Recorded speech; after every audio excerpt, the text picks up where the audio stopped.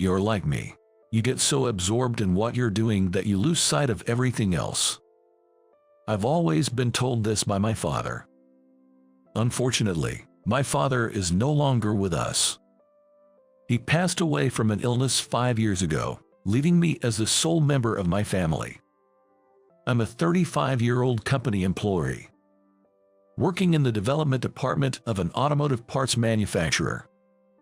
My parents divorced when I was young. The reason was my mother's infidelity. She left only a divorce notice and disappeared suddenly. Afterwards, my father tried to find her and discuss things, but ultimately, my mother never returned home, and I was raised solely by my father. Since we were not wealthy, I started working immediately after graduating from high school. My first job was at a company where a friend of my father worked. That friend was Kevin. Now, he is the head of the development department. Kevin had been helping us even before I started working there. He used to take us out for meals when times were tough and would secretly give me some pocket money when my father wasn't looking. He helped a lot when my father passed away. I really owe a lot to Kevin. I might as well have been hired at this company for Kevin's connections. I wanted a job where I could think and create, so I worked hard and studied while working. My efforts paid off, and after 3 years, I was transferred to the development department. Since then, I've been enjoying fulfilling days working with Kevin. There were tough times after my father passed away, but thanks to Kevin, I'm still able to work normally. Kevin is a very important person to me. One day, during such a routine, something happened. A staff member was transferred to the development department. He was George, formerly from the sales department. He is the same age as me, but he's an elite employee who graduated from a prestigious university. He had built a considerable track record in sales. George was promoted to section chief in the development department. In other words, he was going to be my boss. That surprised me. I had thought George would continue to excel in the sales department. I never quite understood the decisions made by the higher-ups in the company. George and I hadn't talked much. We just greeted each other in passing. I found George a bit difficult to deal with. He seemed very confident in his educational background. I once overheard him talking and laughing in a demeaning way, saying, "I can't think of people without a university degree as humans." Since I only graduated from high school, I guess he looks down on me too. On his first day after the transfer, George greeted the employees in the development department, but he just briefly said "nice to meet you" to me without even making eye contact. Seeing George like that made me feel anxious about the future. Although he was an excellent employee in sales, he was practically a novice in development. Frankly, the projects George proposed were something anyone could think of, lacking any novelty. The other employees also frowned upon his proposals, thinking, well, that's really not going to work. But George seemed completely oblivious and always presented with full confidence in our department meetings. Well then, let me present this new project idea. I couldn't tell what Kevin was thinking, but he usually looked down whenever George presented something. 2 months after George joined, each employee in the development department was asked to submit and present their new product ideas in front of all staff members. Employees without any managerial position presented first. I explained my diligently thought-out plan, albeit nervously. After finishing my presentation, Kevin praised me, saying, "Quite an interesting proposal. It really shows your long experience in the development department. Work on it a bit more and present it again next week." I couldn't hide my joy at his words. When I glanced at George, he was turned away, muttering under his breath and looking unimpressed. Soon it was George's turn to present. "Then, I will make my proposal," George explained with full confidence, but again, his presentation lacked innovation. I muttered to myself, wondering which company would buy such a product. Kevin, addressing George as he continued his presentation, said, Kevin, looking down, said, "I'm afraid we can't accept this as it is. You need to add a bit more creativity." He then added, "Let's stop the explanation here for now. That's enough."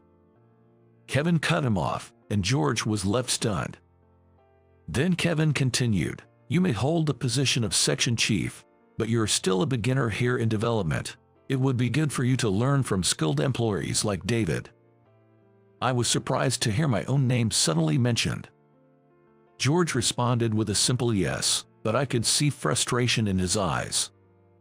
After that, George clearly started showing hostility towards me. After the presentation, he glared at me and said in passing when no one else was around, "An elite like me has nothing to learn from a high school grad like you." At one point, he even said, "Remember, I'm still your superior. Someone like you will never surpass me. Just be content with being a perpetual regular employee." He continued to belittle me. Worse still, George started using his position as a supervisor to take credit for my achievements. Determined not to lose to him, I threw myself into my work more than ever. Seeking perfection, I worked late every night, often missing the last train and staying at a hotel near the office. Not just at night. I arrived at the office earlier than anyone else and barely ate lunch, just nibbling on crackers while working at my computer. I worked so hard that it worried my colleagues. But no matter how hard I worked, my achievements were stolen. Still, I refused to give in, even though I felt frustrated. Perhaps George must have been getting frustrated with me for not breaking down easily. One day, George set me up. He fabricated a mistake and pinned it on me. It wasn't a minor error, it involved a major project with an important client. I was summoned by President Johnson and ended up receiving a harsh reprimand. President Johnson even said, "We'll consider disciplinary action." Unsatisfied with this, I confronted George. "What's your intention? Why did you change the responsible person's name to mine, making it look like I made the mistake?" I demanded. But George stubbornly responded, "Where's your proof of that?" Indeed, I had no proof. George had cleverly set me up without leaving any evidence. A few days later, I was told I was being transferred to a tiny branch in the countryside. I thought Kevin would somehow stop it. But Kevin said, "Maybe a change of environment will be good for you. I think the branch suits your current situation better." At that moment, I felt utterly hopeless. In other words, it seemed like they were implying that I lacked the necessary skills. It felt as though they were saying so. Helplessly, a month later, I headed to my new post. The company arranged my housing, but the branch was in a rural area. All I could see were fields and farmlands, with the nearest small supermarket a 20-minute drive away. Can I really make it in a place like this? I wondered, anxious about the future. But the staff at the branch were all nice people, and I quickly became comfortable with them. There was no overtime, and I could properly rest on weekends. The company's people often shared vegetables they grew at home with me, and I began to appreciate the charms of a slower-paced, homely atmosphere. Branch manager Henry was a gentle and kind person who highly appreciated my work. "He really saved us by coming here," they told me, expressing gratitude. After that, I also met someone special. It was Emily, who worked as an office staff member at the branch. She was 3 years younger than me, with a graceful appearance. Honestly, she was very much my type. We both enjoyed watching movies and became close after bonding over movie discussions during a welcome party.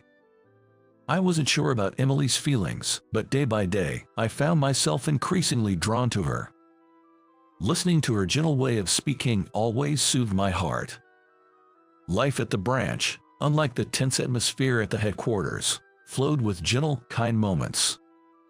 One day, something happened. I received a call from Kevin on my day off. Kevin asked, "Are you doing well?" But at that time, I still hadn't forgiven Kevin. Even though we used to talk casually outside of work, I replied indifferently, "I'm fine, just going about my business." Sensing my mood, he laughed and said, "Don't be so downhearted. I've heard about you. Henry has been praising you too." "Well, that's good. Sorry, I have some errands today," I responded, abruptly ending the call. I had been close with him ever since my father passed away, and suddenly he abandoned me. I couldn't believe he even had the nerve to call me.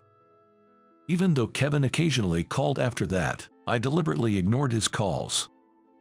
Around 6 months after being transferred, something wonderful happened. I started a relationship. Of course, it was with Emily. After several meals together and on our third date, I mustered the courage to confess my feelings. Emily happily accepted, saying, "I've also come to like you, David." Our relationship quickly became known throughout the branch, and our colleagues were supportive. I was living a fulfilling life in both work and love. Then one day, Kevin visited the company. It had been just about a year since I was transferred. Upon seeing me, Kevin immediately said, "Oh, long time no see." He greeted me with a smile. By then, my anger had subsided, and I felt guilty for having cut off contact. "It's been a while. I'm sorry about before," I said, indirectly apologizing. Kevin replied, "It's okay. I would have felt the same in your position." It seemed Kevin had some business with Henry, as he excused himself saying, "I'll leave you for now." About an hour later, he came to my desk and said, "There's something I need to talk to you about." "I'm glad to see you're doing well," he began. "Yeah, well, I guess I'm doing fine, enjoying my days here," I responded, returning to our casual tone. Kevin smiled, seemingly reassured by my response. Then, after a brief pause, he shared some significant news. Firstly, George had left the company. Since my transfer, George had been unable to produce results and had been reprimanded by President Johnson. Naturally, once I was gone and he couldn't claim my achievements as his own, his performance plummeted. George, unable to improve his performance and losing trust among his colleagues, was demoted and, unable to accept this, left the company in despair. Secondly, Kevin revealed the reason for my transfer. "It's not that you were demoted," he said. "Actually, I had high hopes for you." It turned out that Kevin had seen me working tirelessly, blinded by my surroundings due to George, and thought a change of environment was necessary. "Your father also used to get so absorbed that he couldn't see around him. You're really just like him," he said with a smile. Additionally, the branch was short-staffed and struggling with performance, so they needed an immediate contributor like me. And then, looking me in the eye, Kevin said, "Would you consider returning to the headquarters? I really want to recommend you for a section chief position. Honestly, we're in a bind without you," Kevin said. Yes, I was happy to hear his words, but at the same time, I thought of Emily. Sensing my hesitation, Kevin asked, "Is there something bothering you?" So, I honestly told him about Emily. Kevin responded, "I see. Well, discuss it with her and then decide." He suggested I get back to him later with my decision. That night, I quickly spoke with Emily about it, and she said with a beaming smile, "Congratulations," then continued, "So, what do you want to do, David?" "I want to go back to the headquarters and work as a section chief in the development department. That's what I really want. But I also want to stay with you, Emily." She smiled and said, "I understand. I'll follow you, David." I was overjoyed. Emily decided to leave the branch and move with me. I informed Kevin about our decision right away. He seemed pleased and said, "That's great." About 2 months later, I returned to the headquarters. All the employees warmly welcomed me back, saying, "Welcome back." Soon after, I was called by President Johnson and discussed my promotion. "I have high expectations for you." "Yes, I'll continue to work hard," I replied. This is how I became the section chief of the development department. Kevin congratulated me. Congratulations, David. I'm happy for you. I think your dad would be proud. When I told Emily about the promotion, she also congratulated me. Congratulations, you've worked so hard. By the way, Emily and I had started living together in an apartment costing about $1,000 a month after moving here. Then, about 6 months later, I proposed to Emily. It was also the anniversary of when we started dating. Holding the ring, Emily said, "It's like a dream. Let's always be together." "I promise to make you happy," I said, looking into her eyes. I immediately reported our engagement to Kevin. "That's great. Make sure you make her happy," he said. "Yes, I want Kevin to attend our wedding in place of my father," I told him. He responded, "I was planning to do just that. I want to live a happy life with my beloved wife, never forgetting my gratitude to Kevin, who has always supported me."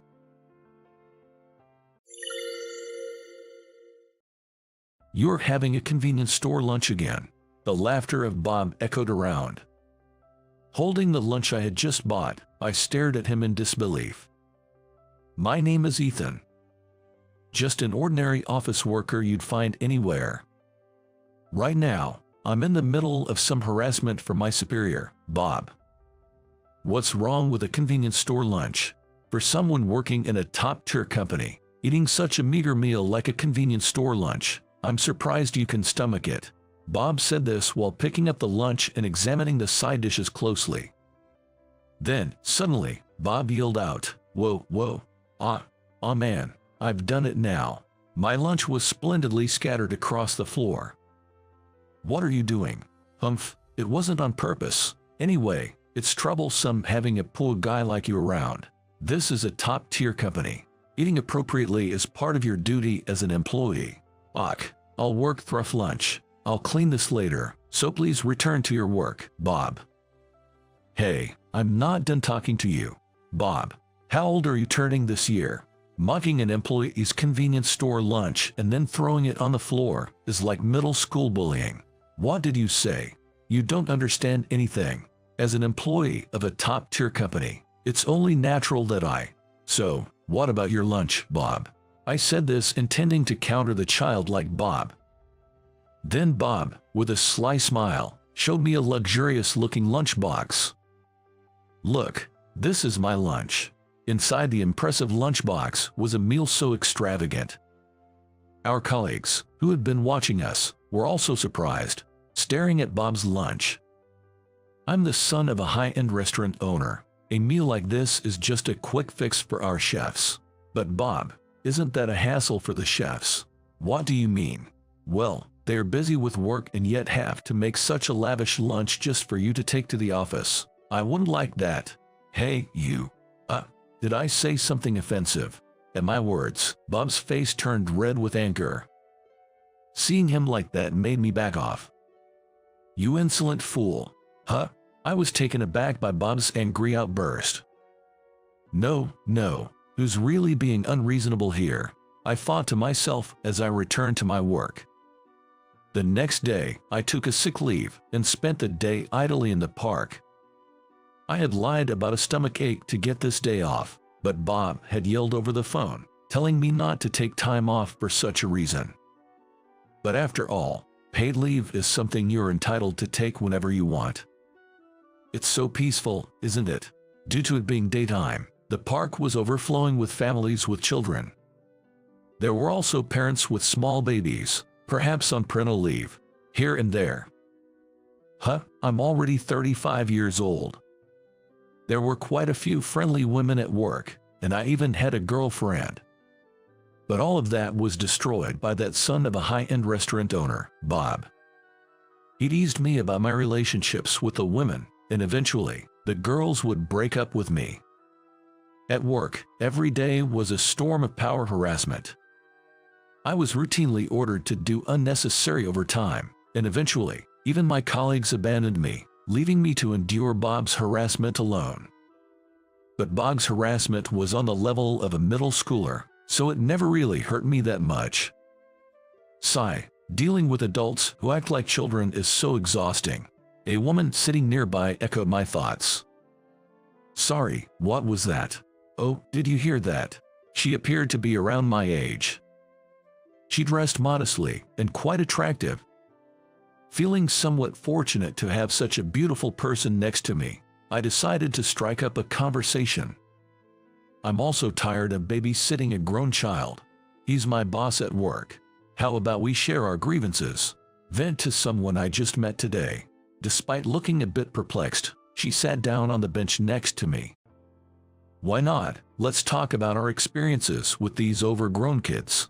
I've always been good at quickly getting along with anyone. This skill now serving me well in my sales job.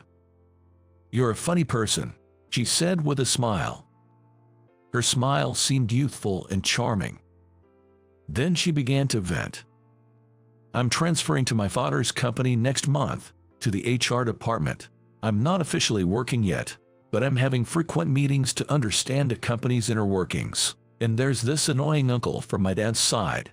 He acts and speaks like a child, and is completely incompetent at work. I sometimes doubt if he's really an adult. She said this with a wry smile. Hearing her words, I felt a sense of déjà vu. This uncle sounded just like Bob. What a coincidence. I'm also dealing with a low-level boss. His harassment is like something a middle schooler would come up with. It's really baffling, isn't it? Seems like every company has such troublesome uncles. Our conversation became more animated, and I gradually started to feel hungry and somewhat irritable. I'm thinking of quitting that place. Just dealing with middle school level harassment from my boss and getting no help from colleagues who avoid getting involved. I can't stand it anymore. Don't be so hasty. There must be people at your company who would be in trouble without you. She comforted me. I'm getting hungry. Would you like to go eat some delicious staff meals? I'm a regular at a great place. Staff meals, really? Yes, staff meals are what the chefs eat, but sometimes they share leftovers. I often go there when I'm hungry on my days off. Well, would I be intruding? Not at all. It's my mom's family's place, she said, smiling proudly. This is a fancy restaurant. The restaurant was surprisingly close to my office. She led me through its grand entrance. Being the granddaughter of a restaurant owner, she must be quite a lady. I followed her into the grand gates without hesitation. In the back of the restaurant, I saw chefs cleaning dishes and utensils, working in the kitchen. The unique atmosphere made me feel out of place. Is it really okay for someone like me to come here? It's fine. We're just here for a staff meal. Grandpa, are you here? Hey, Chloe, you're here. A man who looked like the head chef greeted us with a smile. So her name is Chloe. I was surprised I hadn't even asked her name yet. We had been so busy venting that we hadn't talked about ourselves. Grandpa, can we have 2 staff meals today? I made a friend in the park. A friend? I thought he was your boyfriend for a moment there, the head chef joked. Sigh, that's not happening. We just met today. Really? Bringing a guy you just met to your mother's family's restaurant? Well, we were both hungry. This guy too, he said he was hungry. Oh, I just realized I haven't asked for your name yet. I'm Ethan. Ethan, that's a nice name. You think so? Yeah, it somehow suits you. She said this, and I felt a little flutter in my chest. It had been a while since I had a conversation with a woman like this. Ethan, are you okay with fish? Yes, I love fish. That's good. Some young people these days dislike fish and won't eat it. Saying this, the chef started cutting a piece of fish on the cutting board. He then prepared some fish dishes for us. You 2 go eat in the staff room. Just make sure not to disturb the other employees. Okay. Thank you. Chloe and I, holding the chef's seafood dishes, headed to the staff room. In that room, I ended up having a late lunch with her. Sorry for dragging you into this. No, I should be the one thanking you for being so kind. Chloe, you were here. At that moment, Chloe's comment was interrupted by a loud and familiar voice. That voice, I recognized it. No way, it was Bob's voice. Why was Bob here? Bob approached her with a seafood dish in his hand. Hey, Uncle, aren't you supposed to be working? I forgot my lunch today, so I came here to eat the staff meal. Everywhere else is closed for lunchtime, and convenience store food is just too awful. Look, the guy I told you about took the day off today. Really pisses me off. Hearing that, I called out to Bob from behind. Hello. Bob and I locked eyes. What? Bob was visibly shocked to see me. Why are you here? I was at the park and hit it off with Chloe, and she brought me here. Wait, you two know each other? Know each other? He's the guy I always talk about. The one who only eats convenience store food. No taste at all. That's harsh. So, Bob, you've been talking about me like that. Wait, does that mean the company Chloe is transferring to is our company? It seems so. So, the middle school level middle-aged guy we've been venting about is right in front of us. We both turned to face Bob. You don't need to quit your job for someone like him. I'll handle this matter. Would you continue to contribute to my father's company? Hey, Chloe, what are you saying? Bob was panicking upon hearing our conversation. Uncle, I've reached my limit defending you. Your excessive physical contact is causing female employees to quit, and the male employees are worn out from your harassment. There have been many complaints in HR. I'm sorry, but could you resign from my father's company? Wait a minute. How will the company run without me? Well, you hardly do any work, do you? Huh? Actually, we've even had complaints that work goes smoother without you. That's ridiculous. Almost all of your subordinates have lodged complaints against you. It's unprecedented since the founding of the company. Even Dad is appalled. Bob seemed to be in shock from Chloe's relentless barrage of words. Indeed, I wasn't sure I could recover if I were so thoroughly criticized. But her words were likely true. It was the harsh reality. It can't be helped. You don't have to say such things in front of your family. Are you crying? I was stunned by Bob's reaction. Understanding that being confronted with his flaws was shocking, but crying over it. Bob then left the staff room. Are you okay? I was surprised by Bob's behavior. Yeah, he's quite sensitive, you know. His heart is still like that of a middle schooler. Seems so. He could dish out harassment easily, but couldn't take criticism himself. A self-centered person indeed. But I hope this experience helps him grow. He's been kind to me since I was little, and he does have his good sides. And so, my tumultuous day off came to a close. Later on, I heard Bob was getting a reality check, working under his father, the head chef, doing menial tasks. And as for me, are you sure I'm suitable to be a section chief? Of course, it's based on a fair personnel evaluation. You're capable of handling it. I had been promoted from a regular employee to section chief. Thanks to Chloe's investigation in HR, it was revealed that my evaluations had been unfairly low due to Bob's harassment. You're a valuable asset to this company. I'm so glad you didn't resign because of that useless uncle. We would have lost an important member of our team. Saying this, she looked into my eyes and smiled warmly. With Bob gone, my stress has completely disappeared, and I'm much more productive at work. Although we won't have any more grievances to share, I hope we can have enjoyable conversations from now on. I caught myself frequently glancing at her during work and suddenly realized it.